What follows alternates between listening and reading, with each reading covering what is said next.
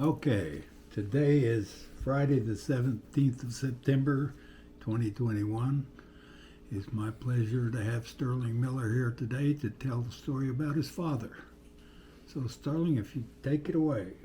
Okay.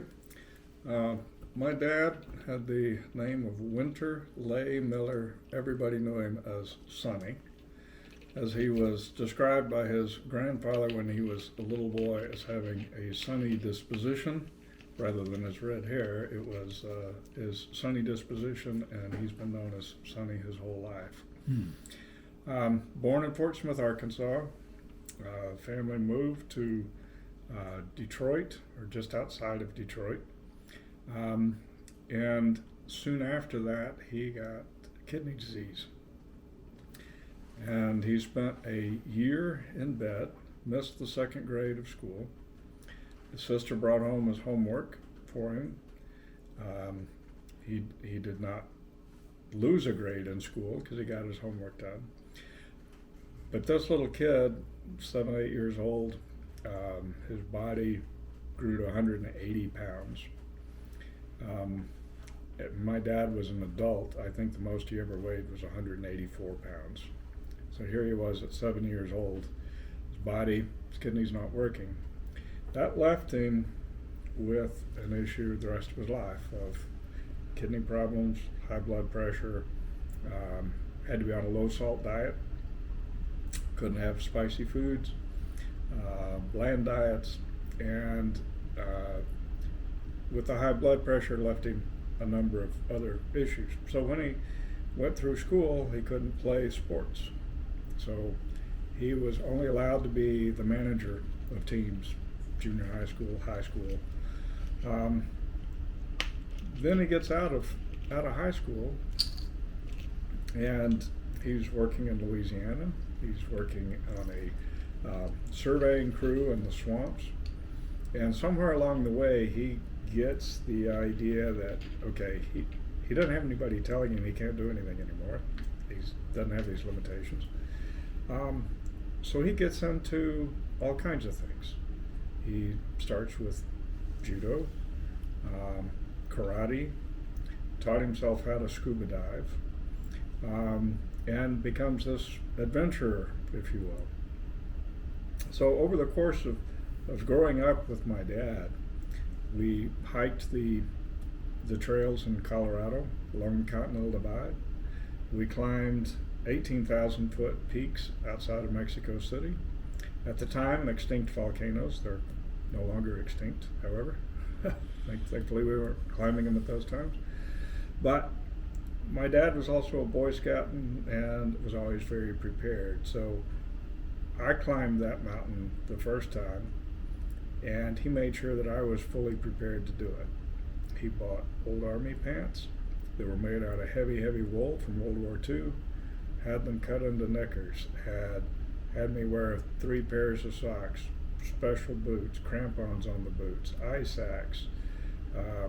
He actually sewed the jacket that I was wearing, down jacket. He bought the kit, sewed it himself. He had me set. I'd never been in the snow before, and here I am outside of Mexico City climbing a mountain in a blizzard. I did make it to the top, only because of my dad having me so prepared. And we climbed other mountains in Mexico. Everyone was a wonderful trip and full of adventures. When I was in high school, my brother-in-law at the time left us 2 things that neither one of them were very good. He left us his motorcycle, which worked sometimes, and he left us his dog. And his dog was strange, to say the least. And when I was 15, I had to get to and from work, and the only way to do it was on the motorcycle. So Dad let me ride the motorcycle. And sometimes it worked, sometimes it didn't. After I went off to college, my dad changed jobs and didn't have a company car. There was that motorcycle. So he started riding the motorcycle. he got the bug and got hooked. So then he bought a larger motorcycle and a larger one and a larger one. Eventually, he traveled over 300,000 miles around the United States on his motorcycle, going to motorcycle rallies.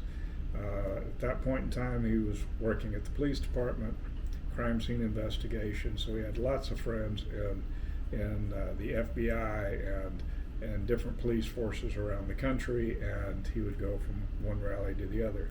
He also was still exercising a lot.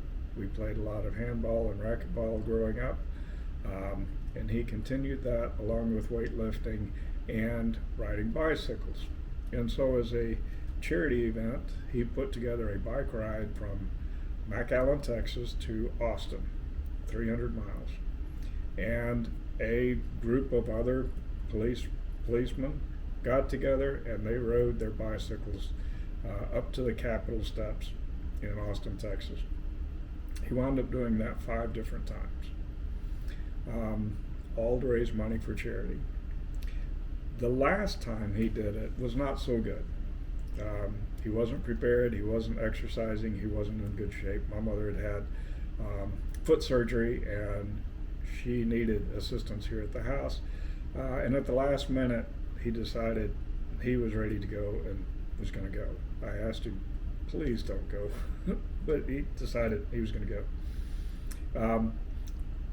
Got on his bike in a pouring rainstorm, didn't even make it to Edinburgh before he hit something in the road, doesn't know what. Bike flipped upside down, landed on his elbow and shattered his elbow.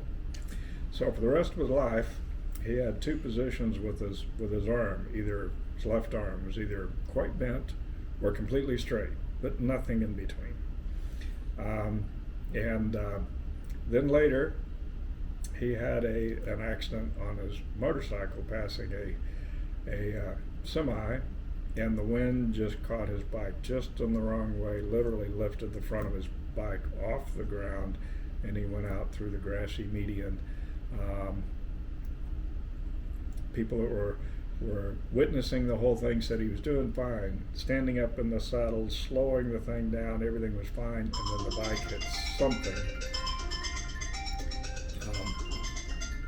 Then the bike hit something in the grass, the tall grass. The bike flipped up in the air. Dad flew up in the air. Dad hit the ground. The motorcycle landed on top of him.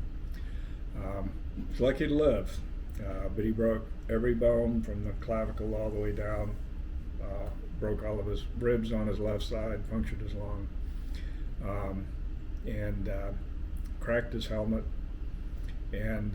But again, he was so prepared. He had multiple layers of clothes on, and got him to the hospital and got him in good shape again. And he went out and bought another larger motorcycle this time and went to get the highest level of certification he could on motorcycle safety and set out crisscrossing the country again. He was a military guy. I'd always heard that he joined the military, the National Guard, when he was 17. After he died, I went through and I was looking at all of his records and found out that he was 16 when he joined the National Guard. Later, he switched to the Army Reserve, and in total, I think, spent a total of 43 years between the National Guard and the Army Reserve. And anyway, he was very interested in the military and the military history, traveled around the country taking Mom to many of the old battlefields. And he always felt like he was somebody that had been reincarnated as a former military person himself. So when they'd go to the battlefields, he felt like he could feel the ghosts around him. He was always touched by that. Very proud man, always somebody that had a joke ready to go. My mother says that when they were retired and they would go on some of their trips, Dad would keep refining his jokes, and he'd keep a list of them. So he'd have his top 10 jokes, so that when he came across somebody new, he'd start with joke number 1. If they laughed, he'd just keep going down the list.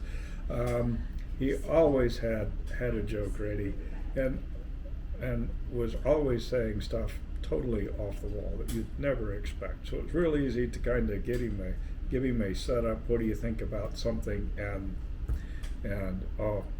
you tee it up, and he'll give you some kind of response that'll make you laugh like crazy. So Dad was a lot of fun. Somebody that had a bottomless bucket list, and even to the day he died, he was still preparing to climb Mount Everest. He had a thirst for always wanting to do something, and he was a wonderful man. I enjoyed him a lot, miss him a lot. Oh, Sterling, thank you so very much. What a wonderful tribute to your father. Thank you, sir.